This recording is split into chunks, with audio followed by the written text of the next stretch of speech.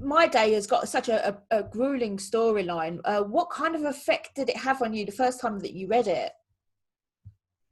So reading the script, well, I guess because I'd done the short film, it was just so interesting to me to kind of read it as a feature, because you're just so intrigued about, you know, what route Ibby was going to take with it, and how the new writer as well had their input into it. And so once I actually read it, I was relieved, I guess. That sounds awful, doesn't it? But I was like, okay, yeah, no, I can get my teeth into this and really focus on creating this character in a realistic way. But yeah, it was just nice to have a bit more depth to Ali, from the short film.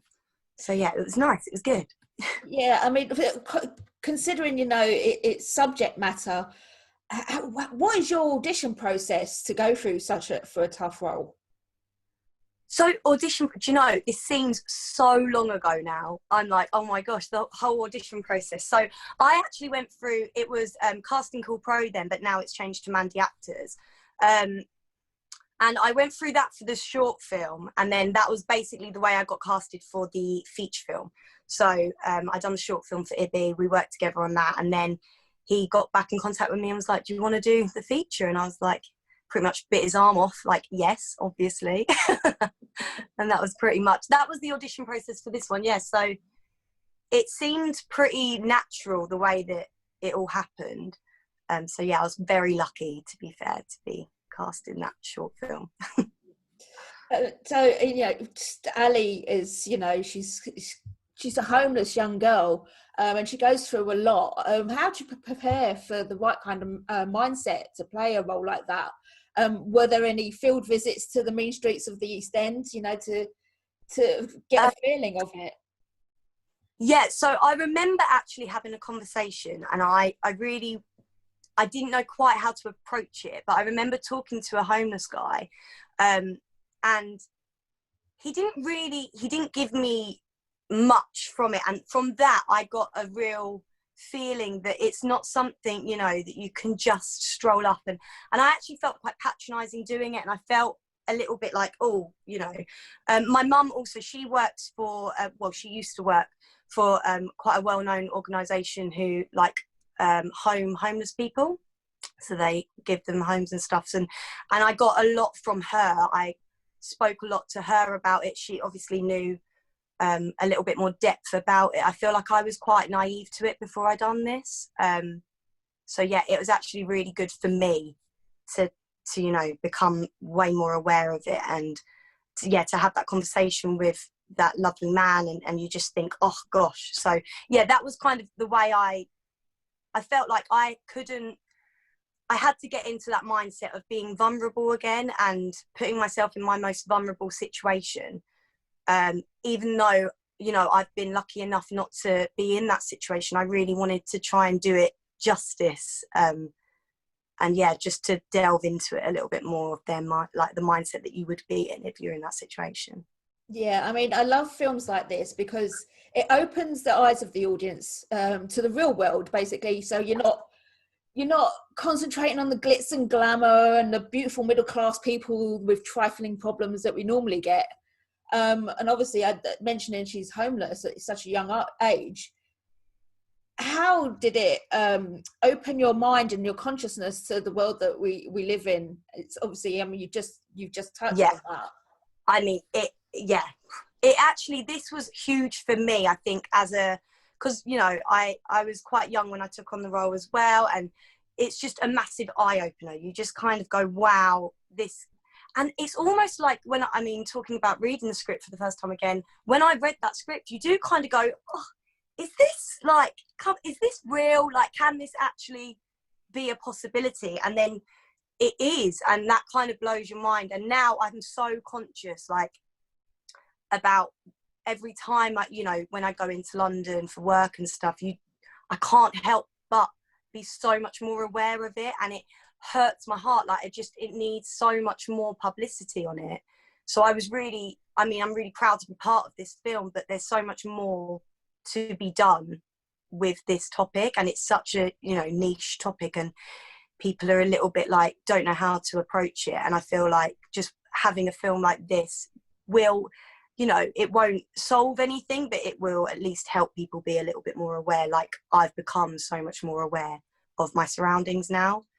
So yeah, Especially what in the situation we've got right now, it's, you know, these people are basically been yeah, left. yeah, it's mad. It's awful. Like, it's just, I hope that people can watch it and really understand this stuff does happen. And like, for me to take on a role like that, it was amazing to actually put myself into a situation where, you know, I've been really lucky with my life in that respect. And you just kind of want so badly for people to take something away from it, just to like look at the situation you're in and just try and help people a little bit more, I guess. Yeah, I mean, some of the scenes here they're quite dark, and especially, you know, the attempted rape, which was the catalyst of Ali's nightmare. How did you manage to leave that behind at the end of the day, or how do you even go about trying to rehearse that kind of scene?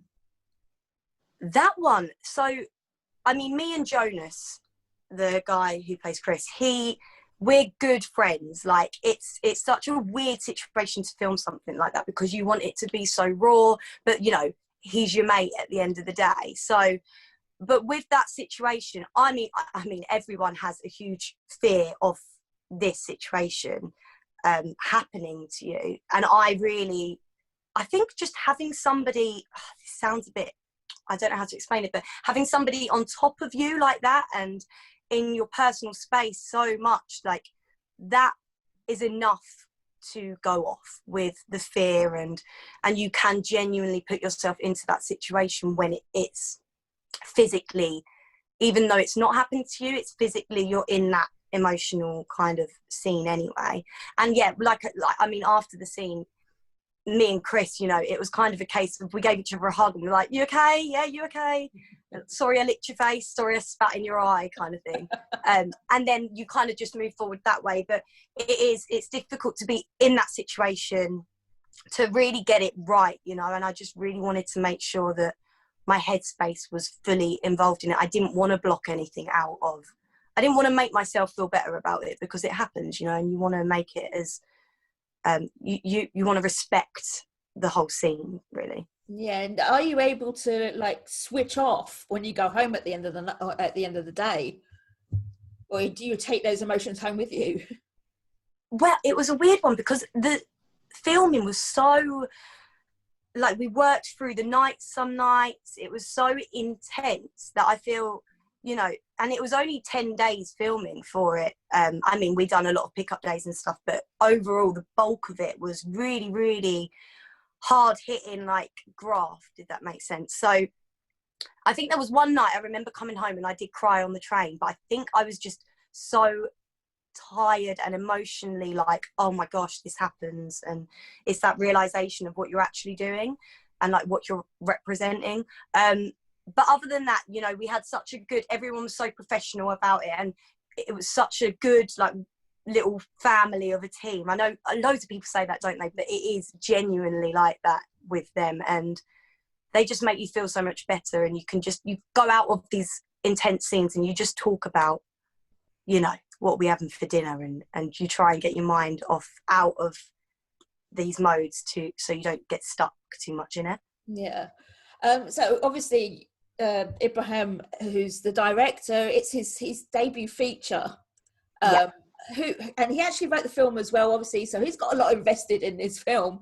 What was it like working with him, basically trying to bring his idea to life as well? I mean, was he quite hands-on, full on?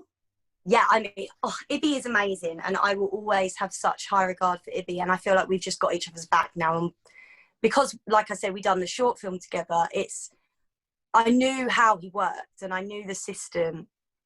It was obviously incredibly different because we went from the short film, which was very little crew, and then into this, you know, full feature film where it was a lot more going on. But Ibby is amazing. He will always take you to the side if you're ever, he's very welcoming. Like, you could just go up to him and I could just say, oh, you know, I don't really like this can I say this differently? And he'd be totally like open to any ideas. So I never felt intimidated. I just felt super comfortable around Ibby. And I think I always will do as well. Like we've kind of got that now where we're just super comfortable around each other and can say whatever, really, whether it insults them or not. You know, it's a great little performance by yourself. I've got to say, you've got a promising career ahead of you. Ideally, in the future, what would your dream role be, and who would you love to work with? Oh, this is such a hard one, isn't it? It's like, I would love to do a bit of period drama, just because it's so out the box for me, and it would just be something so different. You know, I could throw my RP voice out there somehow. I'd work on my T's and B's and all this, but that would be amazing to do something completely out the box. But I do love like things like The Handmaid's Tale, that kind of vibe. Something raw. I love raw stuff that people can really get a bit of a shock factor about. Who would I work with? It's got Sheridan Smith. I do love Sheridan Smith. She's just, to me, I'm just like, she does everything, you know, and she does it well in every single role she's done. She does a bit of everything, and I just admire that so much from an actor. So yeah, I'd say Sheridan Smith for sure. Fantastic. Well, that's it for today. Thank you very much for talking to me. Thank you very much. Lovely to meet you.